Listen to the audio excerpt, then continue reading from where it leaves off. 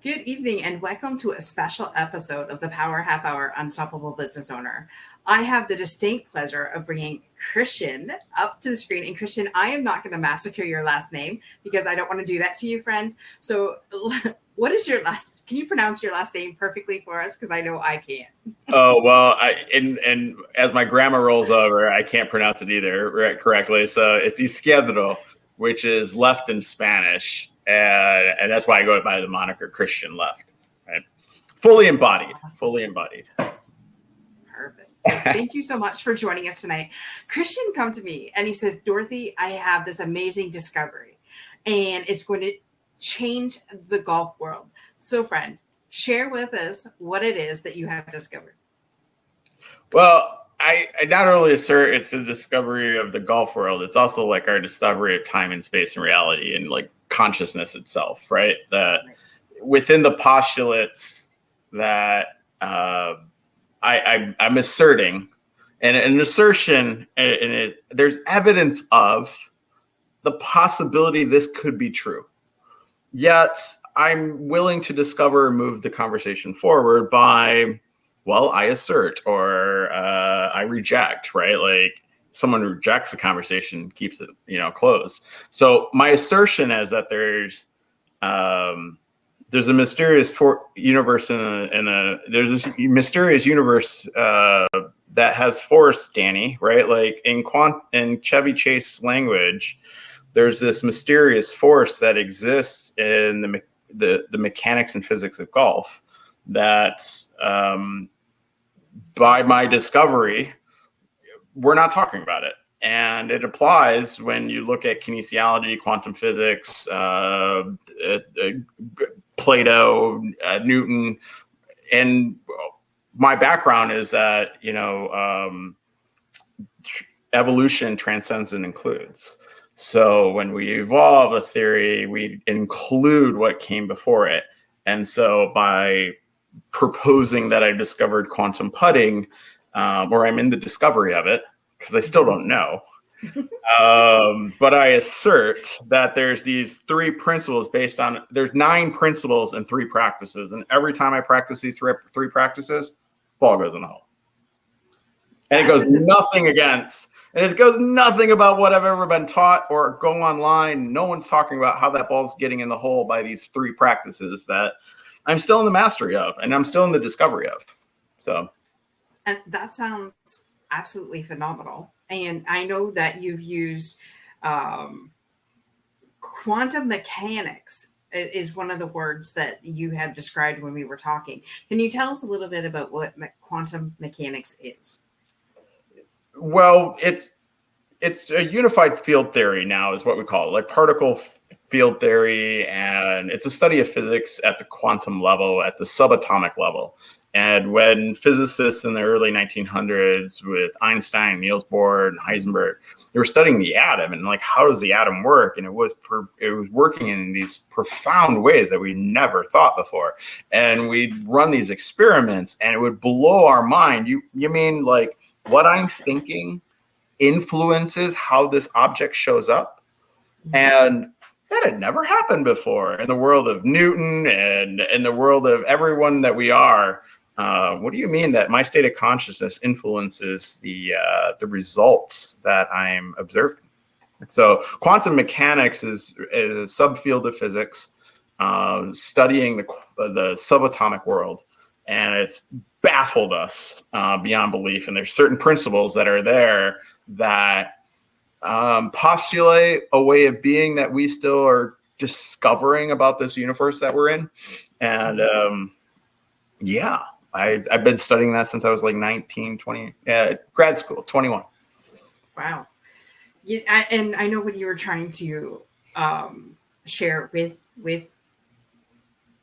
me this afternoon, and I was like this is mind blowing. Like number one, I've never studied any of that going through school, so I'm by no means this is a topic that is so far out of my comfort zone. But I'm willing to have this conversation with you because if it could change somebody's putting game, hey, why not, right? Well, it's going to change your life. I mean, this is it's going to change their life. And we were talking about like why would you talk about golf and like our common shared interest in golf and like. For me, golf is, I sold my company. I needed a space to relax. My dad was saying, hey, it's COVID. Rather than just sit there like a retiree at 46, at 45. Yeah, I'd sold my company. I was concussed. I was going through all these symptoms. And, he took me to the driving range and then took me around in a cart, and I fell in love with the game. I probably golf like 2 or 3 times a week. And I'm getting better. Talk to pros, I volunteer, I'm like around the game, and no one talks about quantum physics and quantum physics and complexity science on the golf course, but I'm sitting there studying it and practicing it and being like, hey, if we apply Newton's third law of motion here, there's an equal and opposite reaction to every miss that we're going to have. And when we apply that to Heisenberg's uncertainty principle, that video I sent you, some pretty dynamic, possibilities emerge. So show that video real quick, and that kind of you have that the one that goes like that, like it's showing protons, called the double slit experiment.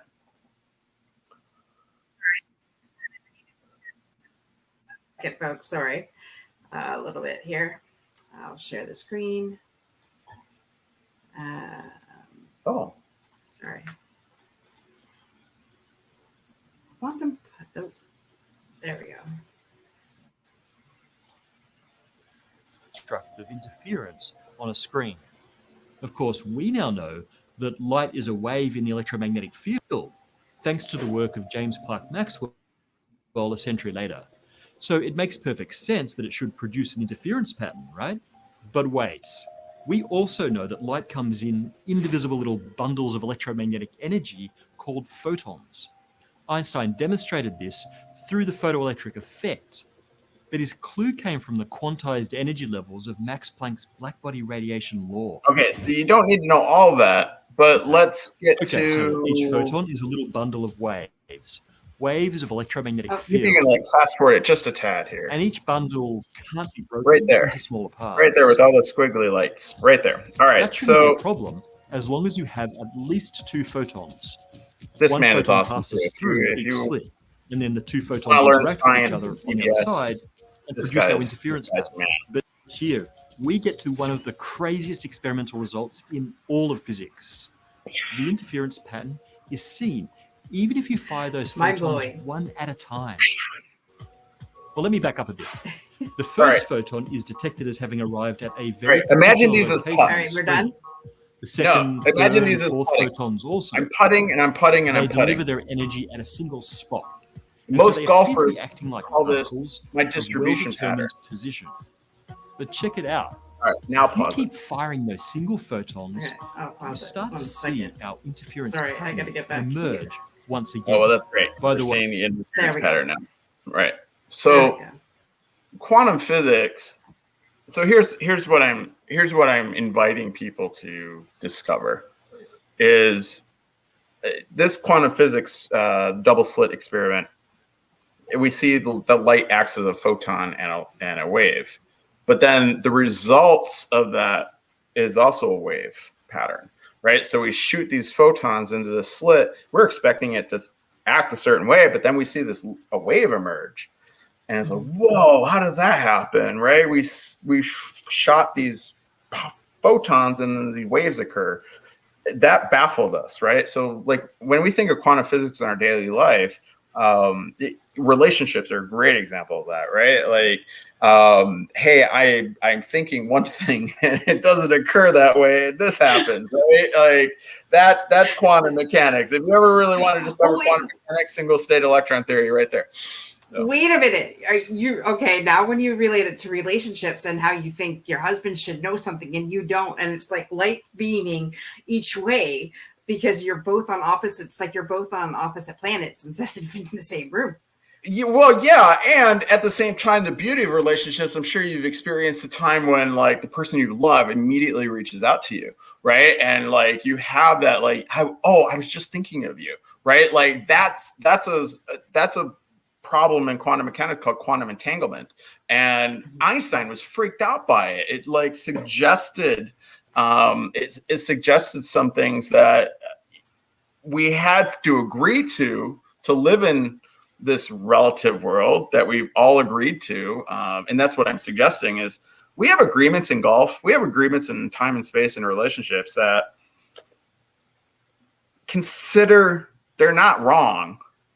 They just don't work anymore. They limit the possibilities that are possible in a world that, imagine you and your husband are on the same wavelength and you're able to create infinite more possibilities because you're on the same wavelength together. Now, what would happen? What would have to happen if that were true? And what enters our mind is this illusion of time, right? So this is where we go back to like classical thinking, right? And like, imagine yourself on a golf course, right? And here, I got a blackboard behind us. And this is a great example. I love demonstrating this with a golf club though, or something. And so I say, we have a golf ball right there. Can you see it? Yep. All right. We have that golf ball, and you and I agree that when I drop it, it ends up here, and this is B, and this is A, and we can measure this time, and we can say like from A to B, it took this long because we're using like a stopwatch, but we're only using time to agree about something in the past. Ooh. It's not now, right? So A at now, like this marker, right? Like there's this old coaching point, like drop the pen. Or it's like, yes, but this is now. That's still now. It's that we want to say, well, how far did the pen drop? Let's talk about this past. Let's psychoanalyze how the pen got to the floor, and let's figure out our world. And we had to, right? Descartes, Newton, Plato, Aristotle, all the people that had to predict orbits, we had to predict orbits to grow crops and build aqueducts, and we had to have all that. I'm not disagreeing with that. But let's stipulate for a second. What if time's an illusion? It only happens in our mind, right? Like right now is now. And if time and distance don't exist because we're saying now is now is now is now is now is now, then in that eternal presence, right? What I have faith in that in the unseen is now. I give more credence to that which is eternal and that which is not. So in that eternal space of like now, time and distance are one. Well, I'm the ball in the hole. The ball in the hole, the ball on the putter, those don't exist because now is now is now is now is now. Time is an illusion. So what happened for me on the golf course is I was standing in, that ball's in the hole, it just hasn't happened yet. So as I am the ball in the hole, who am I being? And this is what I share with all my friends. Who are you being that's a birdie? Because I bet you're not being that the sensation and the experience of the birdie and the ball in the hole is one that you've memorized, one that you know. And I search, some golfers know this, that feeling of the sound of the ball dropping at a certain pace into the hole. Like there's a pace that the ball drops into in the hole that you hear, and there's a pace that you like it just got there, right? Like the kinetic energy didn't pluck as loud, right? So and so what I'm suggesting is that we've entered a realm that we don't know, and I don't know, right? So like I take this practice, time and distance. If time and distance are one, the speed of light is pi, and pi relates to everything in the game of golf. Not only is the hole, but we also have the ball, right? So how pi relates in that, what I suggest is it has everything to do with the arc of the swing. What's the arc of the swing to the distance of the ball and the diameter of the ball and the slope and the curve? And I've created math around this. I'm shooting little videos and sending them to people. And then I'm also walking on public golf courses and just asking people if they want to have a conversation about quantum putting. And some of the people, I take the rookies. I take the ones who can't, like I say, hey, put 3 shots and they go all over this distribution pattern. Mm-hmm. And then I say, well, try this and see this. And none of them have seen it before. And then once they do, they're like, whoa. Should we share that YouTube video that you created? Yeah, throw that on there. That's me having a conversation with a friend over Labor Day. And I said, well, what I don't know, I don't know a lot of things about golf. I'm not going to say that I know all the scores of all the Masters champions and all their putting techniques and whatever they are. But what I do know is that they're teaching our Cartesian philosophy of point A to point B. And the philosophy of, like, you go on YouTube videos and everything. So this is just me. The greens are horrible. It's my practice green. It has a huge slope. You can't really see it, but we're showing up on Labor Day, and I'm like, hey, we take a video. I know it's kind of quick, we don't have great audio, so you can just like use the audio here. And it's a tad of a secret, but can you mute the having audio? had one lesson, figured out something about quantum putting. Let me see. I wonder Hold if on, you sorry. can help me figure this out. So Okay. my challenge was hit 12 balls within 4 feet, various distances and amounts. To the left, different the slopes little and microphone. positions. There you go. Okay, there we go. There we go. Beauty. All right. So I was just playing, like, I like calling it jump shot putting. So I'm just like walking up to the putt. I'm not lining it up. I'm not thinking about it. Someone else might have considered this. I know there's another putting guy called like look and shoot. That's kind of how I'm treating it as well, as like a basketball player. Like, I'm going to catch it. I'm Steph Curry. I'm going to catch. I'm going to step up and hit the jumper. But what am I aiming at? What am I following through with? Those principles are like becoming ingrained with me. So that's part of the first practice, is like figuring out where your follow through is relative to like the infinite variables of time and space that present themselves. And then once I find where that infinite variability is, then I just find pi, and that helps me contribute to the speed of the putt. And it's in relationship to the time and distance and diameter of the distance of the ball. So like right here in this putt, there's a circle that exists, and all I do is find the radius and pi, solve for pi in my backswing and my follow through, and the ball goes in. Perfect speed. Love it. So okay, so here we are. Some would say just some ordinary guy from Arizona out on the golf course, and then this idea comes to mind.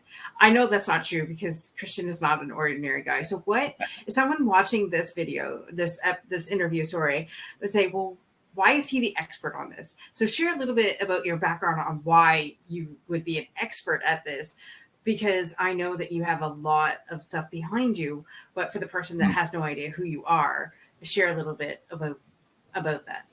Yeah, well, I mean, from let's just go athletically first, right? So from an athletic stance, I've been playing soccer since I was 4.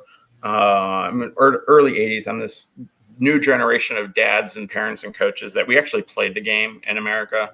But I also grew up in a community where my parents, my uncles played basketball with me. Like, I got into martial arts when I was younger. I got into weightlifting and strength training. So I've always been very athletic oriented. I went to the University of Michigan on a kinesiology scholarship.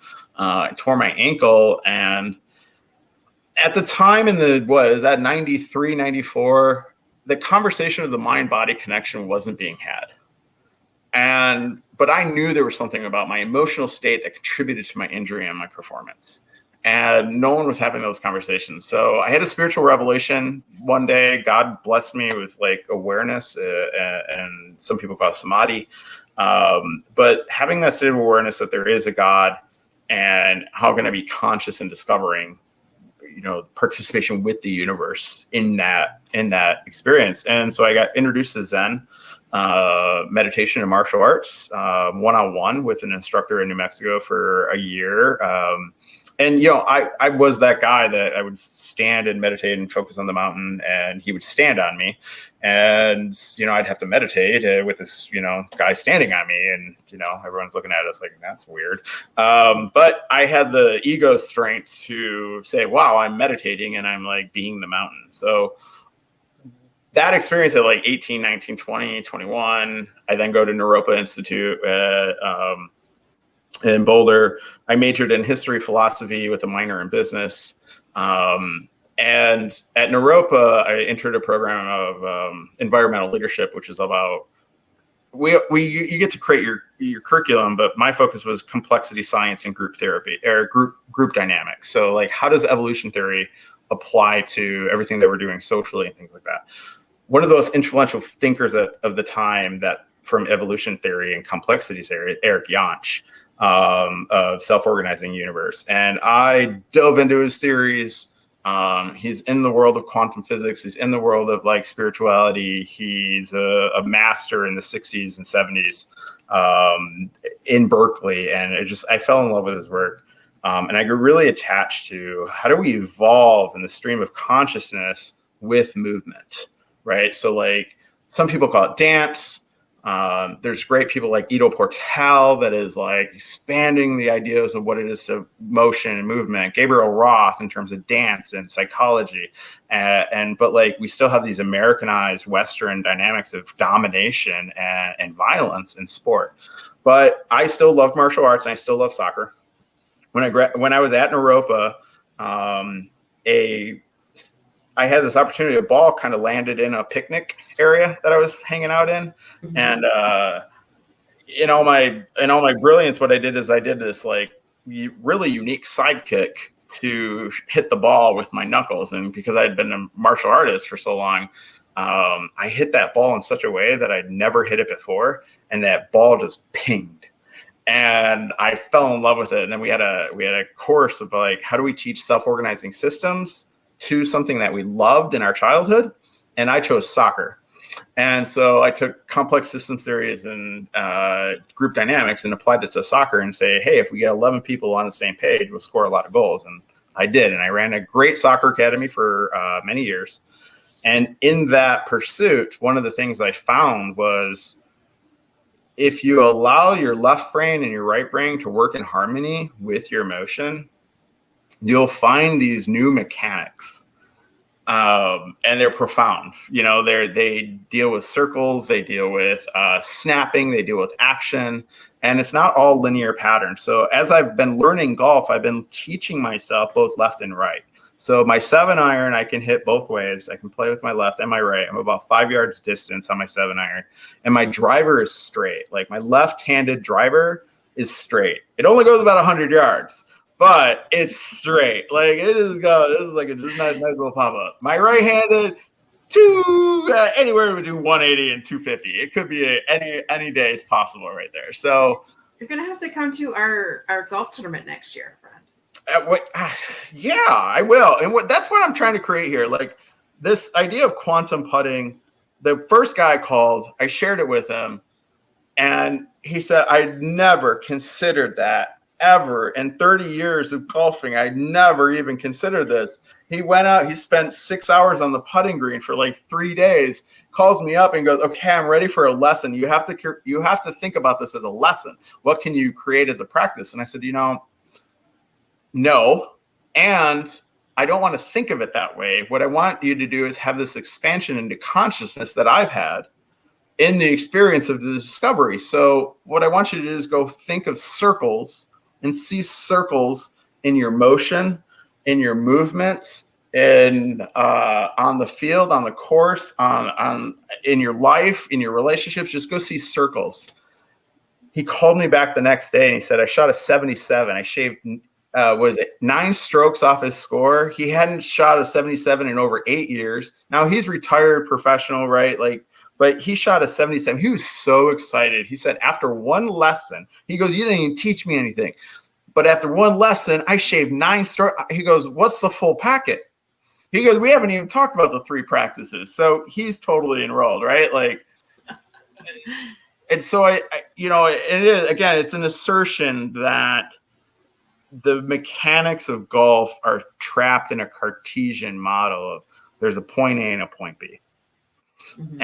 And Descartes said, I think, therefore I am. So it puts us right into our mind. And we just said, if time and distance are an illusion, they're creations of our mind so that we can communicate together. And some people are trapped in that illusion, right? They're trapped in that, like, I'm in time or I have something to do. Like, the people who are most trapped in the illusion of time are the ones who keep saying, I have something to do. You don't have shit to do. You're now. There's nothing to do. There's nowhere to go. There's nothing to do. There's only a possibility of being present completely in the moment and allowing the infinite possibilities to create themselves powerfully every moment. That's powerful. Yeah. Right? And I'm just applying it to golf, and I'm saying it applies to life too. So you said there's 9 principles. Can you share with us some of the principles that you're talking about? Oh, well, yeah. Like, let's talk about, Newton's law is for every action, there's an equal and opposite reaction, right? So every time I go left, I'm going to go right.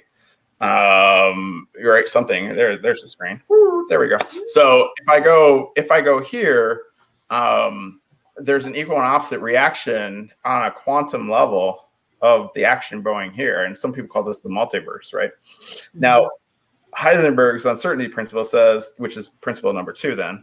So I got Isaac Newton. You with me? Every action, there's a equal and opposite reaction. Yeah. Well, when we add Taoism, yin yang and yang don't make 2. Yin and yang make Tao, which is then 3.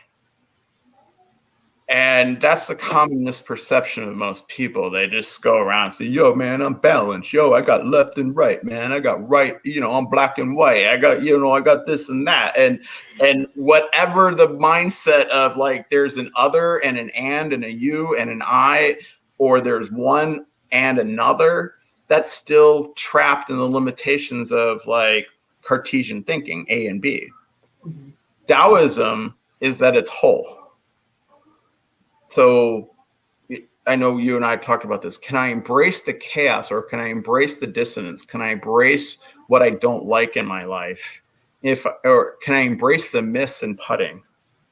And if I embrace the miss in putting, then I am the miss. The miss and the hit are whole. The hate and the love are whole. I like saying my peace has rage in it, because inside peace and rage is wholeness. And that's Tao. So having that principle in your life, not only in your life, but in your putting, that the miss and the hit are one. They're not, I either miss it or I hit it. And that's where most people are trapped. And that's where the shift occurs into the quantum world, that Heisenberg's uncertainty principle and the quantum world say, you know what? You and I aren't different. You and I are the same. We're just matter and vibration operating in different wavelengths and patterns, and we're all one, right? We're all this unified field. And in that, like, I'm the possibility of everything, that's one of the core principles, right? So when you look at that and you apply it to first practice, like, first practice, can I go in the infinite variabilities of possibility that exists between the ball and the hole? Once I hit that, now can I be the ball is in the hole, or can I be that time and distance are one? And it just happens. Great. It's crazy. It is crazy. Let me tell you how crazy it is. So I'm beating the people I play with. I've shaved 9 strokes off my game. I was shooting 93. I broke 81 the other day. I shaved 9 putts off my game, like 2 putts, 3 putts, and I could have probably done more. I'm old, stupid, and funny looking. So yeah, well, I got that now. I shaved my head to indicate what I'm up to. So with that, what is it that you're looking to do next? Like, how did you want to expand this?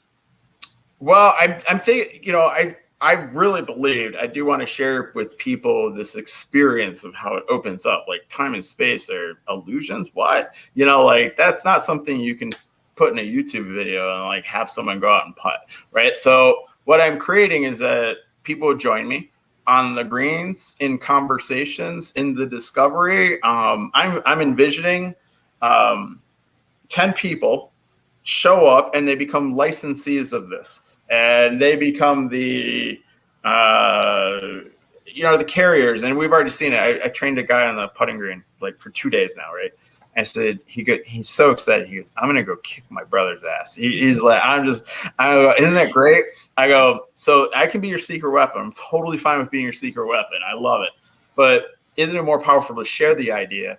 And how about he shares it and he can, he can go help teach it and set up on the greens. And I'm thinking it's like $10,000 for a workshop, because this will literally transform your life and transform your putting.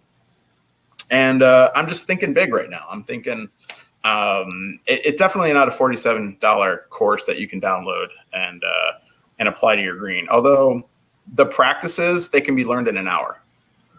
They really can. It's the principles that make the practices. Like I solve for slope, I solve for speed. There's physics, Schrodinger's wave equation applied to slopes, and a practice to like see Schrodinger's wave equation in the dimension of the putt. When you can see it, you'll see it, and then now you just have to find this one practice, and boom, you've solved for slope. And it's again, it's profound, and it's and I got guys that are putting and they're making putts, and I said, did you get pi on that, or did you get 2.9? And he's like, all right, I'll give it to you. And then he hits for pi, and putt goes in. And he said, okay, all right. So what I'm envisioning, people coming in conversation, hit me up for a golf game, hit me up for a tour.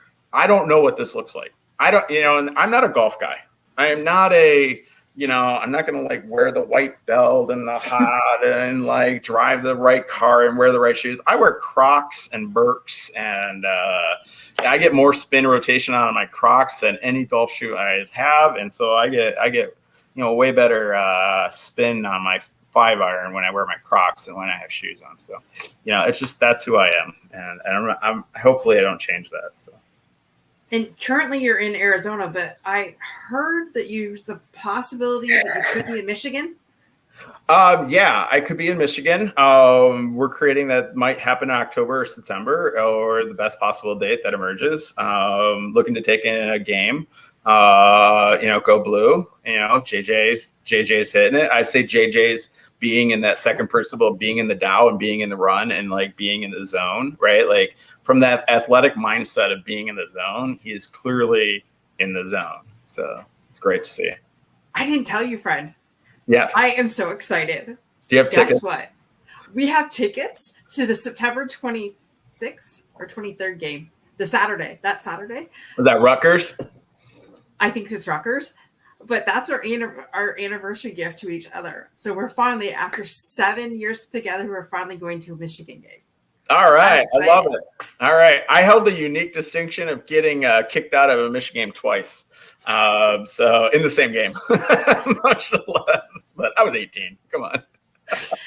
So yeah, when you brought up Michigan again, I was like, I can't let that go remiss. Like it's one of those things that I've wanted to. For me, I wanted the perfect moment for my perfect person. And I've always wanted to do that. And it just hasn't happened until this year.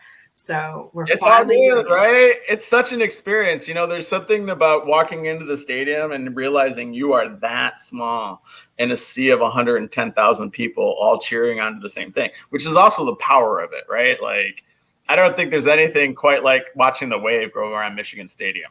It's just so... I think in undergrad, it went around 7 times, and I was just like, that is the coolest thing. All these crazy people participating is sitting up and standing down and having it be fun, right? Like,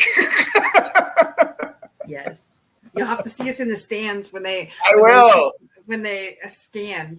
I forget what section we're in, but yeah, exciting. So, but you have something coming up, right? That you wanted to share with our viewing audience too, right? Yeah, I took the gamble. I went out and, I did look. Here's my invitation to everyone. Go research quantum putting. Go research quantum golf. Go research geometry of golf. Go research the physics of golf. Go research the physics of putting.